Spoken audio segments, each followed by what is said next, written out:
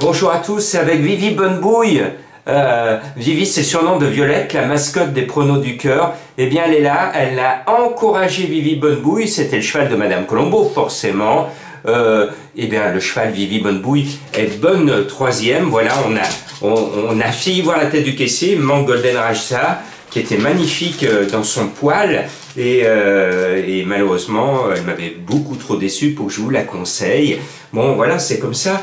Alors, on va aller à Cabourg ce vendredi, mais avant, je voudrais dédier ce pronostic à Yann Barbero, qui a décidé de ne plus vous parler. La presse spécialisée dit l'entraîneur d'Ovilley, Yann Barbero, a provisoirement décidé de cesser d'éclairer les turfistes sur les chances de ses pensionnaires.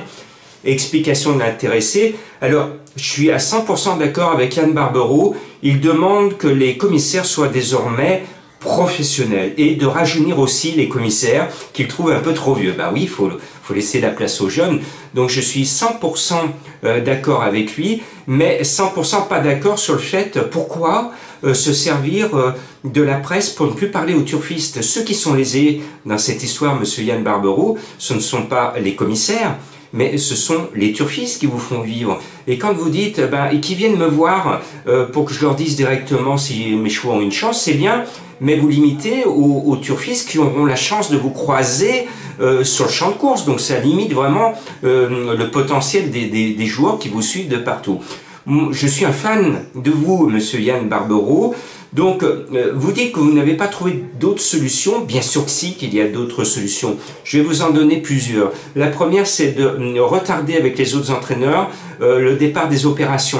Et si vous le faites tous les jours ou à chaque fois qu'il y a un quintet de galop, vous allez voir que vous allez être vite entendu.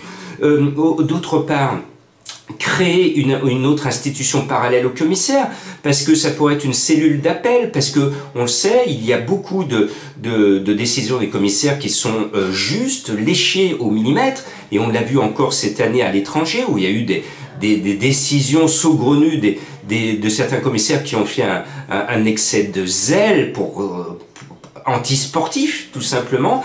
Eh bien, monsieur Yann Barbero crée cette cellule d'appel pour que quand vous considérez que le jugement des commissaires sur le champ de course n'est pas bon, top, vous tirez sur la sonnette d'alarme sur l'hippodrome en disant « je refuse cette décision ».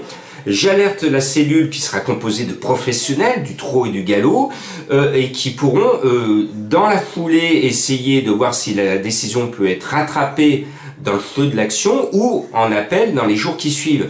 Voilà, monsieur Yann Barbero, vous avez des solutions qui vous sont données par Jean-Marc Roffa et j'espère que vous allez vite reparler aux turfistes parce que ce sont eux qui vous font vivre. Et bravo parce que moi je voyais vos chevaux aujourd'hui dans le quintet féminin et d'ailleurs votre Gladys, c'était ma dernière minute et elle a bien failli gagner ma dernière minute pour les pronos du cœur. Bon.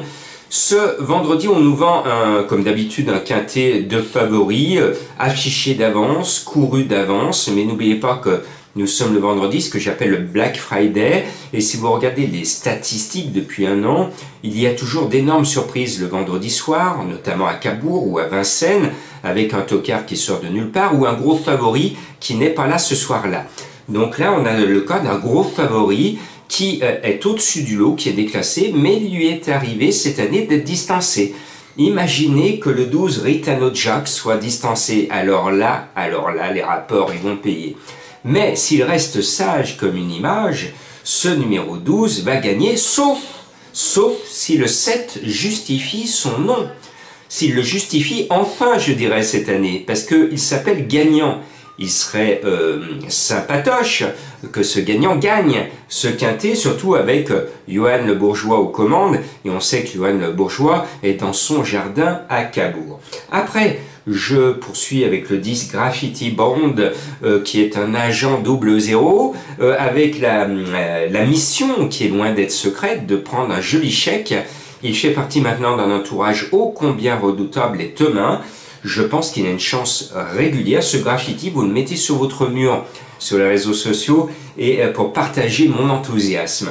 Le 11, Gabello Geffi, c'est son engagement de l'été. À lui de ne pas le rater, c'est l'engagement de sa vie. Ça serait quand même idiot qu'il passe à côté. Et puis, j'ai un joli coup de cœur à vous proposer. C'est une belle cote dans ma sélection. C'est le 8, Godepsu. et ben ce go des psous peut vous faire gagner des sous, et peut-être beaucoup de sous. Il est annoncé à 15 contre 1. L'entourage est confiant. Alors bien sûr, comme on dit dans notre jargon turfiste, ce n'est pas un foudre de guerre, mais il est bien l'entraînement et il doit pouvoir faire quelque chose de bien.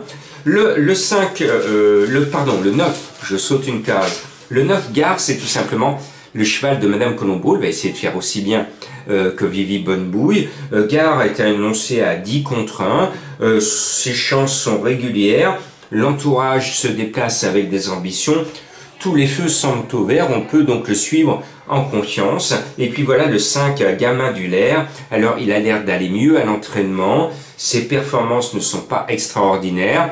Il lutte contre des chèvres parce que le lot n'a rien de prestigieux. Et oui, le Grand Prix de Cabourg n'a pas réuni assez de partants pour faire support du quintet, alors qu'on aurait pu avoir un quintet avec beaucoup plus de partants si on prenait enfin la décision de courir au galop à Vichy. C'est-à-dire quand les trotteurs ne sont plus assez nombreux, ben, il faut accepter le fait qu'on aille chercher un quintet au galop, et puis de dire ensuite aux dirigeants du galop, vous me devez un quintet. Voilà, parce qu'il y a un quota entre les quintets de trot et un quintet de galop.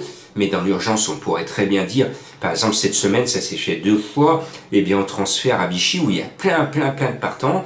On avait de quoi faire des quintets à 15, 16, 17, 18 partants cette semaine à Vichy. Et je trouve que c'est lamentable qu'on nous donne des petits lots de 13 partants, en plus des partants avec des chefs dedans. Moi, je préfère voir soit de grands pur sang, soit de très bons trotteurs, ce qui n'est malheureusement pas le cas, sauf de Ritano Chark, mon favori, qui lui est promis un bel avenir à Vincennes. Alors, comme je vous ai dit qu'on risquait de vivre un Black Friday, comme je viens de vous dire qu'on risque de voir un gros tocard de nulle part, Jean-Marc s'est dit, il va falloir que j'aille à la pêche au tocard, comme je dis aux abonnés des Pronos du Cœur, qui analysent avec moi tous les partants des quintets et ceux qui ne figurent pas dans ma sélection pour essayer de repêcher celui ou celle qui manquerait à ma sélection. Et bien là, j'ai pris un gros poisson à 45 contre 1 annoncé dans la presse. C'est le 4 Flash de Bussy.